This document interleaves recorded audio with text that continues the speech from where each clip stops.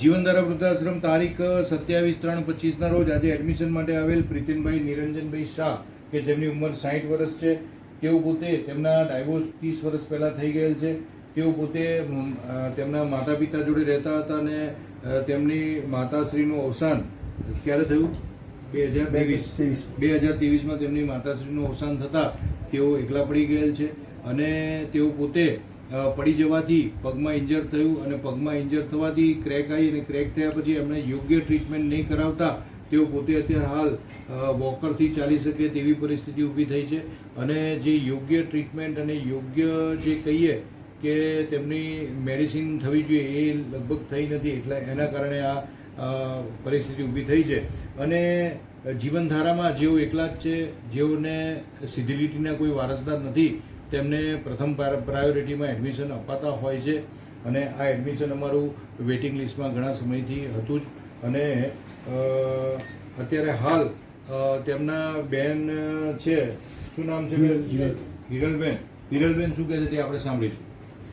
મારા માસીના દીકરા છે અને કેટલા ટાઈમથી લગભગ 1.5-2 વર્ષથી એકલા રહેતા હતા અને ઘરમાં વારે ઘડીએ પડી જવાથી, ખાવાની તકલીફ ઊભી થવાથી એમની તબિયત સારી ન રહેતી હતી. જીવનધારાનો માહોલ ખૂબ જ સારો છે અને અહીંયા આગળ અમે જોયું એમને સારી ટ્રીટમેન્ટ મળે એવું છે, તો અમારી અપીલ આ લોકોએ સ્વીકારી છે અને અમને અહીંયા દાખલો આપવાનું નક્કી કરેલ છે, તો એમના માટે આભાર માનું. એમને ઘરમાં શું શું તકલીફ પડતી હતી? એ ઘરમાં એકલા રહેતા હતા, ખાવાની તકલીફ પડતી હતી, કોઈ ખાવાનું બનાવી આપનાર નહોતું. માસી એક્સપાયર થઈ ગયા, ભાઈ નાનો છે એ કેનેડા છે અને સાવ એકલા છે અત્યારે. વારે ઘડીએ બાથરૂમમાં બી પડી જતા હતા, એટલે એમને ઊભા કરવા એક વખત એવું બી થયું હતું કે રાતે પડી ગયા હતા અને સવારે ઊભા કર્યા હતા. આખી રાત બાથરૂમમાં રહ્યા હતા. તો આવી બધી તકલીફો પડવાથી અમે લોકોએ એમને એવું વિચાર્યું કે કોઈ વૃદ્ધાશ્રમમાં આપણે એમને ટ્રાન્સફર કરીએ. અને આપણી આ સંસ્થા ખૂબ જ સરસ છે. અમે જોયું, મુલાકાત લીધી અને અમને બહુ પસંદ આવી અને સરે અમને અહીંયા એપ્લિકેશન અમારી સ્વીકારી છે, તો એના માટે અમે ખૂબ ખૂબ આભારી છીએ. તો જેઓ બિલકુલ અશક્ત થઈ ગયા હોય અથવા તો જેમને પેરાલિસિસ, જે અમારું વૃદ્ધાશ્રમોના ઇતિહાસમાં ગુજરાતનું જે પ્રથમ પેરાલિસિસ રિહેબ સેન્ટર છે કે તેમાં અમે ઘણા બધા એડમિશનો આપ્યા છે અને એમાં અમને ખૂબ જ સારી સફળતા મળી છે.